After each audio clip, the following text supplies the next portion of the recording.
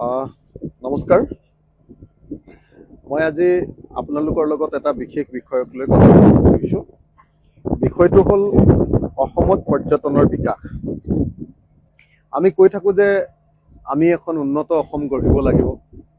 আমি কৈ থাকোঁ যে আমি অসমৰ মানুহক প্ৰফেশ্যনেলিজিম শিকাব লাগিব। আমি কৈ থাকোঁ যে অসমৰ মানুহৰ যদি সঁচা সঁচিকৈ বিকাশ কৰিব লাগে তেতিয়াহ'লে আমাৰ পাৰ কেপিটা ইনকাম বা গড় জনমূৰি আয় বৃদ্ধি হ'ব লাগিব। আজিৰ দিনটোত আমি দেখিছোঁ যে গোৱা নামৰ এখন সৰু ষ্টেট আছে, আপোনালোকে সকলোৱে জানে। সেই গোৱাত এজন মানুহৰ এবছৰৰ ইনকাম, পাৰ কেপিটা ইনকাম 6,74,000 টকা। আৰু আজিৰ দিনটোত আমাৰ অসমৰ মানুহৰ পাৰ কেপিটা ইনকাম 1,35,000 টকা। আমাৰ অসমত তেল আছে, অসমত কয়লা পোৱা যায়, অসমত চূণশিল আছে, অসমত গোটেই আপাৰ আছামৰ ওখ মাটিবিলাক চব চাহ বাগান আছে। এই আটাইবিলাক থকাৰ পাছতো ডাঙৰ ব্যৱসায় আছে, আমাৰ ফৰেষ্ট আছে, চববিলাক থকাৰ পাছতো কিন্তু আমাৰ মানুহৰ গড় জনমূৰি আয় ভাল কম, আমাৰ ইনকাম কম। ইয়াৰ বিপৰীতে কিন্তু যদি আপুনি ছিকিমখন চায়, আমাৰ ওচৰৰে সৰু পাহাৰীয়া ষ্টেট ছিকিম যদি চায়, ছিকিমৰ এজন মানুহৰ গড় জনমূৰি আয় আজিৰ দিনটোত 5,84,000 টকা। মই আকৌ কৈছোঁ অসমৰ 1,35,000 টকা। আমি ইমান দুখীয়া কিয়? আমি সকলোৱে জানো যে গড় জনমূৰি আয়টোৱে সকলো মানুহৰ সমান আয় বুলি নুবুজায়। গড় জনমূৰি আয় মানে আমাৰ ইয়াত কাম কৰা টাটা কোম্পানীটোৰ আয়টো, আমাৰ মুখ্যমন্ত্ৰী হিমন্ত বিশ্ব শৰ্মা আৰু তেওঁৰ পত্নীৰ আয়, আৰু আমাৰ হাজিৰা কৰা মানুহজনৰ আয়, এই আটাইবিলাকক একেলগতে যোগ কৰি তাক এভাৰেজ উলিওৱা হয়, গড় উলিওৱা হয়, তাৰ ইনকাম। তথাপিও আমি বহুত তলত। আমি গড় ইনকামৰ পিনৰ পৰা অসমৰ মানুহ ভাৰতবৰ্ষৰ তলৰ পৰা 5 নম্বৰ। আমি কিয় ইমান দুখীয়া? যদি আমাক ধনী কৰিবলৈ হয় তেতিয়াহ'লে আমি কি কৰিব লাগিব? তাৰ ভিতৰত মই আজি মাত্ৰ এটা দিশ আপোনালোকৰ লগত আলোচনা কৰিম, সেইটো হ'ল পৰ্যটন। আমি ৰাইজৰ দলে সদায় কৈ থাকোঁ যে আমি 5টা কাম কৰিম। মই সেই 5টা কামৰ বিষয়ে ইয়াত আলোচনা কৰিব খোজা নাই। 5টা কামৰ ভিতৰত মই প্ৰথম কামটো সদায় কৈ থাকোঁ যে বছৰৰ সকলো সময়তে খেতি কৰা ৰাজ্যত পৰিণত কৰিব লাগিব, এখন প্ৰফেশ্যনেল ষ্টেটত পৰিণত কৰিব লাগিব। নম্বৰ 2, আমি কৈ থাকোঁ যে খেতিয়কৰ উৎপাদনৰ MSP দিব লাগিব, মিনিমাম ছাপৰ্ট প্ৰাইচ দিব লাগিব। তৃতীয়, আমি কৈ থাকোঁ যে গাঁৱে গাঁৱে চহৰৰ বস্তি এলেকাবিলাকত আমি সৰু সৰু ইণ্ডাষ্ট্ৰি কৰিব লাগিব, সেইটো আমি 3 নম্বৰ কৈ থাকোঁ। 4, আমাৰ ব্যৱসায় বাণিজ্য এইবিলাক অসমৰ মানুহৰ হাতলৈ আনিব লাগিব।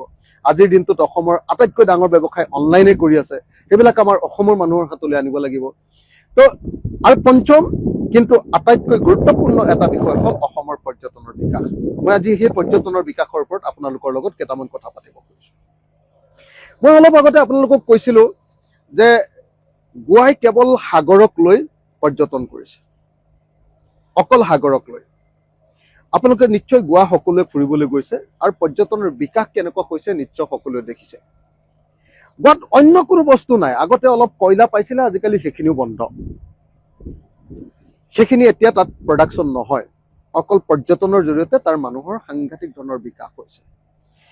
গোৱাত সাগৰৰ কাৰণে অকল সাগৰৰ পানী, সাগৰৰ উপকূল, সেই বিচত মানুহক ফুৰিবলৈ দি আৰু তাৰ আনুষাংগিক গোটেই বস্তুবিলাকৰ বিকাশ ঘটাই তাত মানুহৰ ইনকাম বৃদ্ধি কৰিছে। আমাৰ ইয়াত ব্ৰহ্মপুত্ৰ আছে, কিন্তু আমি ব্ৰহ্মপুত্ৰক লৈ এতিয়ালৈকে একো কৰিব পৰা নাই। সঁচাকৈ ব্ৰহ্মপুত্ৰক লৈ আমি কি কৰিব পাৰোঁ টুৰিজিমত? মই যদি আপোনালোকক কওঁ তেতিয়াহ'লে ব্ৰহ্মপুত্ৰ টুৰিজিমৰ কাৰণে আমাৰ বহুত বস্তু আছে। আমি ৱৰ্ল্ড ক্লাছ আমাৰ ওচৰত ৱাইল্ড লাইফ আছে। পৃথিৱীত আটাইতকৈ বেছি ভাল নেশ্যনেল পাৰ্ক বুলি যদি কয় তেতিয়াহ'লে পৃথিৱীৰ আটাইতকৈ ক্লাছ 1 যদি নেশ্যনেল পাৰ্ক বুলি কয়, য'ত সঁচা সঁচিকৈ মানে ৱাইল্ড লাইফ দেখিবলৈ পায়, সেইখন ডেফিনেটলি কাজিৰঙা। কাজিৰঙাই অকল নহয়, আমাৰ আৰু তেনেকুৱা কেইবাখনো নেশ্যনেল পাৰ্ক আছে য'ত মানুহ আহিব পাৰে। ৱাইল্ড লাইফ আছে, আমাৰ হেৰিটেজ টুৰিজিম আছে। 600 বছৰ ৰাজত্ব কৰা, পৃথিৱীত 600 বছৰ ৰাজত্ব কৰা বংশ আছে, তাৰ অৱশেষবিলাক আছে, ৰাজকাৰেং আছে, কিন্তু তাকো আমি এতিয়ালৈকে ভালকৈ প্ৰদৰ্শন কৰিব পৰা নাই। আমাৰ হেৰিটেজ টুৰিজিমো এতিয়ালৈকে ভাল নহয়। আমাৰ কাৰণে ৰিলিজিয়াছ টুৰিজিম খুব ভাল হ'ব পাৰে, কামাখ্যা আছে আৰু অন্যান্য সত্ৰবিলাক আছে, কিন্তু সেইটো আমি এতিয়ালৈকে ভালকৈ কৰিব পৰা নাই। তাৰপিছত আমাৰ আৰু বহুত আছে। মই এফালৰ পৰা কৈ যাব পাৰোঁ, কাৰণ মই এইটো বিষয়ৰ ওপৰত কাম কৰোঁ, আপোনালোকে সকলোৱে জানে। তাৰ ভিতৰত এটা অন্যতম বস্তু হ'ল আমাৰ প্ৰকৃতি, আমাৰ নেচাৰ। আমাৰ নেচাৰক লৈ আমি ইমান কাম কৰিব পাৰোঁ। তাৰ এটা উদাহৰণ মই দেখুৱাই দিছোঁ যে কাজিৰঙা অৰ্কিড পাৰ্কত আমি কেনেকৈ পৃথিৱীৰ মানুহে বৰ এটা ইম্পৰ্টেঞ্চ দিয়া অকল অৰ্কিডক লৈ। এতিয়া এখন পৃথিৱী বিখ্যাত এখন পৰ্যটন ক্ষেত্ৰ, অসমৰ আটাইতকৈ বেছি মানুহ অহা পৰ্যটন ক্ষেত্ৰলৈ আমি কেনেকৈ উন্নত কৰিছোঁ। মই আজি কিন্তু আপোনালোকক পৰ্যটনৰ অন্য বিষয়বিলাকলৈ যাব খোজা নাই। তাৰ আগতে খালি কৈ ল'ব লাগিব যে অসমৰ পৰ্যটনৰ আৰু কেইটামান ডাঙৰ বিকাশ কৰিবলগীয়া বিষয়টো হ'লে অসমত আজি 97টা ট্ৰাইবছ আছে, জাতি জনগোষ্ঠী আছে। প্ৰত্যেকৰে নিজৰ সাজ পোছাক বেলেগ, প্ৰত্যেকৰে নিজৰ খোৱাৰ অভ্যাস বেলেগ, প্ৰত্যেকৰে নিজৰ কালচাৰ বেলেগ, প্ৰত্যেকৰে ৱে অফ লাইফ, জীৱন যাত্ৰা কেনেকৈ জীয়াই থাকিব। নাগা পৰিয়ালটো কেনেকৈ থাকিব, মিচিং পৰিয়ালটো কেনেকৈ থাকিব, বড়ো পৰিয়ালটো কেনেকৈ থাকে, দেউৰী পৰিয়ালটো কেনেকৈ থাকে, মুছলমান মানুহবিলাক চৰ চাপৰিত কেনেকৈ থাকে, চাহ বাগানৰ মানুহ কেনেকৈ থাকে, প্ৰত্যেকৰে নিজৰ জীৱন যাত্ৰা আছে। খাদ্যভাস আপোনালোকে দেখিছে যে আহোমৰ যেনেকৈ সাজপানী আছে, মিচিঙৰ তেনেকৈ ছাই মদ আছে। গোৱাই যদি অকল ফেনী বিক্ৰী কৰি ফেনীৰ কাৰণে পৃথিৱী বিখ্যাত হ'ব পাৰে, আমাৰ ইমান ৰাইজ ভটকা থকাৰ পাছতো আমি কিয় নোৱাৰোঁ? 97টা ট্ৰাইবছৰ সংস্কৃতিক যদি খাদ্য, বেলেগ কথা বাদ দিলোঁ, আমি খাদ্যকে যদি প্ৰদৰ্শন কৰিব খোজোঁ, খাদ্যটো বাদ দিয়কচোন, আজিকালি ৱে অফ লাইফ চাবলৈ আটাইতকৈ বেছিকৈ আহে মানুহ। গোৱাত এজন মানুহ, বিদেশী মানুহ 4 মাহ 5 মাহ 6 মাহ থাকে। কেলে? মানুহৰ জীৱন যাত্ৰাটো চাই, এওঁলোকে কেনেকৈ চলে, কেনেকৈ খায়, কেনেকৈ হাঁহে, কেনেকৈ কথা কয়, কেনেকৈ খেতি কৰে, কেনেকৈ ধান শুকুৱায়, কেনেকৈ চাউল বনায়, এই আটাইবিলাক চাবলৈ আহে। কিন্তু আমি এতিয়ালৈকে সেইবিলাকৰ কোনো বিকাশ ঘটাব পৰা নাই। কিন্তু মই আজি আপোনালোকক ক'ব খুজিছোঁ যে ব্ৰহ্মপুত্ৰক লৈ আমি কেনেকুৱা টুৰিজিম কৰিব পাৰোঁ। এই বিষয়টোলৈ আহিবৰ কাৰণে মই ইমানখিনি কথা ক'লোঁ। এতিয়া চমুকে মই ব্ৰহ্মপুত্ৰক লৈ কেনেকৈ কৰিব পাৰোঁ। মোৰ পৰিকল্পনা হ'ল যে ব্ৰহ্মপুত্ৰক লৈ যদি সঁচাকৈ আমি বিকাশ কৰিব পাৰোঁ, তেতিয়াহ'লে ধুবুৰীৰ পৰা ষ্টাৰ্ট নকৰোঁ কিয় আমি? এজন বিদেশীক ধুবুৰীত সেই বিখ্যাত আমাৰ কি ঘাট বুলি কয়, নেতাই ধুবুনী ঘাট, নেতাই ধুবুনী ঘাটত আমি কিয় আৰম্ভ নকৰোঁ এজন টুৰিষ্টক? নেতাই ধুবুনী ঘাট যদি দেখুৱাব খোজোঁ, তেতিয়াহ'লে নেতাই ধুবুনী ঘাটৰ হিষ্ট্ৰীৰে ষ্টাৰ্ট কৰিব পাৰোঁ। তাৰ যিটো আপোনাৰ জনবিশ্বাস, তাৰে ষ্টাৰ্ট কৰিব পাৰোঁ। তাৰ কাষত সেই চৰ চাপৰি মানুহৰ জীৱন যাত্ৰা দেখুৱাব পাৰোঁ, মুছলমান মানুহৰ কালচাৰ দেখুৱাব পাৰোঁ। তাত পুৰণি বহুত আমাৰ বেংগলী মানুহ আছে, সেই বেংগলী মানুহৰ কালচাৰ দেখুৱাব পাৰোঁ। আৰু ধুবুৰী পুৰণি আমাৰ কোচ ৰাজবংশী মানুহৰ জীৱন যাত্ৰা, কালচাৰ সকলোবিলাক দেখুৱাব পাৰোঁ। তাৰে ষ্টাৰ্ট কৰিব পাৰোঁ আমি। তাৰপিছত আপুনি আহি থাকক, ধুবুৰীৰ পৰা জাহাজত লৈ আহক টুৰিষ্টক, বিদেশী টুৰিষ্টক, ভাৰতবৰ্ষৰ বেলেগ বেলেগ টুৰিষ্টক আপুনি জাহাজেৰে লৈ আহক। এতিয়া যদি আপুনি তাৰপিছত ধুবুৰীৰ পৰা আহি যদি যোগীঘোপা পালেহি, যোগীঘোপা যদি যে পাব, যোগীঘোপাত আমি আকৌ দেখুৱাব পাৰোঁ সেই ঠাইৰ পৰা, মানে ধুবুৰীৰ পৰা আহি থকাৰ পৰা ৰাভা পাই গ'লোঁ, গাৰো পাই গ'লোঁ। গাৰোৰ ডান্স দেখুৱাওক না, ৰাভাৰ, বড়োৰ, সকলোবিলাক কি কি দেখুৱাব পাৰোঁ চাওক। বড়োসকলৰ বিখ্যাত কি কাৰণে জানেনে? বড়োসকলৰ যিটো আপোনাৰ এই যে তেওঁলোকৰ আৰনাইকে ধৰি যিমানবিলাক বস্তু আমাৰ হস্ত তাঁত শিল্প আছে, সেইটো বহুত বিখ্যাত। তাৰ উপৰিও আপুনি জানে যে ৰাভা আৰু গাৰোৰো এটা পাৰ্টে আকৌ লইনলুম কৰে। লইনলুম মানে আপোনালোকে নিশ্চয় জানে, কঁকালত বন্ধা তাঁতশাল, যিটো পাহাৰীয়া জনজাতিবিলাকে কৰে। গাৰোৰ সেইটো আমি ষ্টাৰ্ট কৰিব পাৰোঁ। গাৰোৰ নৃত্য আপোনালোকে দেখিছে, ৰাভাৰ ঢোলটো, দীঘল ঢোলটো, গাৰোৰ যিটো ঢোল, ডিমাচাসকলৰ ঢোল, বড়োৰ ঢোল, চবকে খাম বুলি কয়, এটা খাম বুলি কয়, বাকীবিলাকক খাম বুলি কয়। সেই খামক লৈ আমি আৰম্ভ কৰিব পাৰোঁ। তাৰ মাজত আকৌ যদি দেখুৱাই দিব খোজোঁ, আমি হালনি গছৰ মাজত অলপ আধুনিক মানে আধুনিক আমি হেৰিও দেখুৱাই দিব পাৰোঁ। কি কয় আমাৰ হেৰিয়ে কৰা যিখিনি নাটক আছিলে, শাল গছৰ তলত, কি নাম আছিলে আমাৰ, পাহৰি গ'লো মই। তাৰপিছত আপুনি কোচ ৰাজবংশী মানুহৰ জীৱন যাত্ৰাটো আমি দেখুৱাব পাৰোঁ। কোচ ৰাজবংশী মানুহৰ জীৱন যাত্ৰা, বড়ো মানুহৰ জীৱন যাত্ৰা, ৰাভা মানুহৰ জীৱন যাত্ৰা, তেওঁলোকৰ খাদ্যাভ্যাস, এইবিলাক আমি এফালৰ পৰা দেখুৱাই আহি থাকিব পাৰোঁ। তাৰপিছত আমি আহি গুৱাহাটী পাম। গুৱাহাটীত আমাৰ বিহুৰ পৰা আৰম্ভ কৰি বিভিন্ন ধৰণৰ কালচাৰবিলাক দেখুৱাব পাৰোঁ। লগত কামাখ্যাক আমি দেখুৱাই আহিব পাৰোঁ। পৃথিৱীৰ নদীৰ ওপৰত থকা, নদীৰ মাজত থকা আটাইতকৈ সৰু দ্বীপটো, আটাইতকৈ ডাঙৰ দ্বীপটো যেনেকৈ আপোনাৰ মাজুলী, তেনেকৈ আটাইতকৈ সৰু দ্বীপটো আমাৰ আমি দেখুৱাই আহিব পাৰোঁ। গুৱাহাটীত থকা কি কয় উমানন্দ মন্দিৰটো আমি দেখুৱাই আহিব পাৰোঁ। তেনেকৈ আমি সেইফালতে আহি গৈ থাকিব পাৰোঁ। তাৰ পাছত যেতিয়া আমি অলপ আগত ৰাখি যেতিয়া নগাঁও পালোহি, শিলঘাট পালোহি, তাত আকৌ বেলেগ বেলেগ জনগোষ্ঠী তিৱা আহি গ'ল, কাৰ্বিও আহি গ'ল। তাতে কাৰ্বিসকলৰ কালচাৰ আপোনালোকে নিশ্চয় দেখিছে। আৰু নিশ্চয় আপোনালোকে জানে যে অসমীয়া সভ্যতা কেতিয়াৰ পৰা ষ্টাৰ্ট হৈছে। অসমৰ সভ্যতা ষ্টাৰ্ট কৰিছে কামৰূপ জিলাৰ সেই কাৰ্বি লোকসকলে। প্ৰথম নিঅলিথিক এজৰ প্ৰথম শিলৰ অস্ত্ৰ আৰম্ভ কৰিছিলে আমাৰ কাৰ্বিসকলে।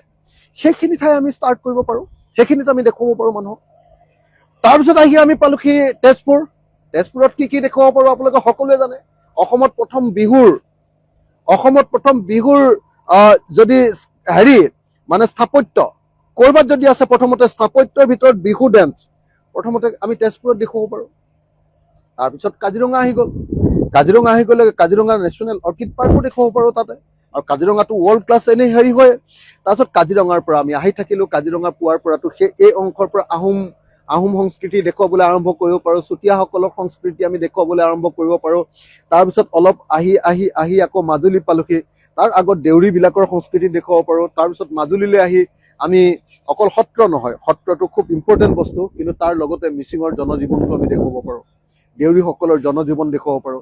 আমাৰ পুৰণি মই ধুবুৰীত থাকি আহিলে, ধুবুৰীত আমি যেতিয়া আহিম, নদীয়ে যেতিয়া আহি থাকিম, ধুবুৰীত আকৌ আমাৰ পুৰণি ধুবুৰীৰ মৃৎশিল্পটো দেখুৱাই আহিব পাৰোঁ, টেৰাকোটা ইণ্ডাষ্ট্ৰিটো। আকৌ মাজুলীত টেৰাকোটা ইণ্ডাষ্ট্ৰিটো বেলেগ অলপ, সেইটো আমি দেখুৱাব পাৰোঁ। মুঠতে অসমীয়া জাতিৰ তাৰপিছত এনেকে ব্ৰহ্মপুত্ৰত যদি গৈ থাকোঁ মৰাণ মটকলৈকে কোন জাতিক লাগে আমাক? প্ৰত্যেকৰ জীৱন, নিজৰ সংস্কৃতি, নিজৰ ৱে অফ লাইফ, এই আটাইবিলাক আমি দেখুৱাব পাৰোঁ। কিন্তু এতিয়ালৈকে আমি অসমীয়া জাতিয়ে এনেকুৱা ধৰণে পৰিকল্পনা কৰা নাই যে আমি কি বস্তুক লৈ আমাৰ টুৰিজিম ষ্টাৰ্ট কৰিম, আমাৰ টুৰিজিমৰ বিকাশ কেনেকে কৰিম, আমি কেনেকে মানুহবিলাকক প্ৰফেশ্যনেল কৰিম, আমি কেনেকে অসমীয়া জাতিৰ টুৰিজিমৰ আটাইতকৈ ডাঙৰ বস্তুটো হ'ল অসমীয়া জাতিৰ অতিথি পৰায়ণতা। অসমীয়া জাতিৰ যিটো অতিথি পৰায়ণতা, সেই অতিথি পৰায়ণতাটো আমি কিমান ধুনীয়াকৈ ব্যৱহাৰ কৰিব পাৰোঁ। হাউ উই গ্ৰীট, আমি কেনেকে নমস্কাৰ কৰোঁ, আমি কেনেকে কথা কওঁ, আমি কেনেকে হাঁহো, কেনেকে মানুহৰ লগত আচৰণ কৰোঁ, অচিনাকি মানুহৰ লগতো কেনেকে আমি খাপ খাই যাব পাৰোঁ, প্ৰত্যেকটো কথা টুৰিজিমৰ এটা পাৰ্ট। কিন্তু আমি এতিয়ালৈকে কৰা নাই। খেতি আমাৰ টুৰিজিমৰ এটা ডাঙৰ পাৰ্ট হ'ব পাৰে। খেতি আপোনালোকে জানে আমি বাই ডিফল্ট উই আৰ অৰ্গেনিক। আমাৰ এনেকুৱা খেতি আছে, চাহ খেতিও আমাৰ টুৰিজিমৰ পাৰ্ট হ'ব পাৰে, কিন্তু আমি সেইবিলাক কৰা নাই। সেইকাৰণে মই ভাবোঁ যে আমাৰ টুৰিজিমৰ বিকাশ কৰিবৰ কাৰণে আমি এতিয়ালৈকে যিহেতু কাম কৰা নাই, আমি সেই কামবিলাক কৰিবলৈ চেষ্টা কৰা দৰকাৰ। যিকোনো মানুহ যদি আপুনি চাই যে যেতিয়াই নাৱত উঠিবলৈ পায়, নদীৰ মাজেদি আহি থাকে, মানুহ সকলো সুখী হয়। মানুহৰ জীৱনটো বৰ্ণাঢ্য জীৱন, সেই বৰ্ণাঢ্য জীৱনটোক আমি এই কাম কৰিব পাৰোঁ, কিন্তু এতিয়ালৈকে আমি তাক দেখুৱাবৰ কাৰণে এতিয়ালৈকে যত্ন কৰা নাই। সেইকাৰণে আৰু আপোনালোকে জানে যে গোৱাত পানীক লৈ কি খেল হয়। আমি যেতিয়া আন্দামানলৈ যাওঁ, আন্দামানলৈ যদি যায়, আপুনি সাগৰৰ মাজৰ এটা দ্বীপলৈ লৈ যাব। আপোনাক দ্বীপলৈ লৈ গৈ তাৰ পৰা বেলেগ বেলেগ খেল, সেই সাগৰৰ ওপৰত আপোনাৰ ঘূৰাব, কি কয় আপোনাৰ পেৰাচুট। ব্ৰহ্মপুত্ৰৰ বালিচৰত আমি কিমান পেৰাচুটৰ খেল খেলিব পাৰোঁ, কিমান। ব্ৰহ্মপুত্ৰ নদীৰ অলপ ভাল ঠাই, য'ত এক্সিডেণ্ট হ'ব নলগীয়া ঠাই আছে, ভাল ঠাই, বৰ বেছি নাই, তেনেকুৱা ঠাইত কিমান আমাৰ জলক্ৰিয়া হ'ব পাৰে। জলক্ৰিয়া মানে আপোনাৰ বহুত বস্তু আছে। মানুহ মানে মানুহক একদম মুগ্ধ কৰি দিব পৰা, পগলা কৰি দিব পৰা, মানুহক একদম মন্ত্ৰমুগ্ধ কৰি ৰাখিব পৰা আমি তেনেকুৱা ব্যৱস্থা কৰিব পাৰোঁ। কিন্তু আমি এইবিলাক কৰা নাই, আমি ভবা নাই। এতিয়ালৈকে আমাৰ পুৰণি নাও খেলো ক'তো দেখুওৱা নাই। পুৰণি নাৱত উঠায়ো ব্ৰহ্মপুত্ৰ নদীত তুলুং ভুতুং নাৱত উঠোৱাটো কিমান ডাঙৰ এটা টুৰিজিম হ'ব পাৰে, সেইবিলাক আমি ভবা নাই। আহক ব্ৰহ্মপুত্ৰৰ এই নতুন যিটো পৰ্যটন ক্ষেত্ৰত ব্ৰহ্মপুত্ৰই আমাক কিমান যে টকা দিব পাৰে, ব্ৰহ্মপুত্ৰই আমাক কিমান যে সম্পদ দিব পাৰে, ব্ৰহ্মপুত্ৰই আমাক কিমান যে বিকাশৰ সম্ভাৱনা দিব পাৰে। মই অকল টুৰিজিমৰ ব্ৰহ্মপুত্ৰৰ এই দিশবিলাক সম্পৰ্কে অলপ আলোচনা কৰিলোঁ। এই সম্পৰ্কে আমি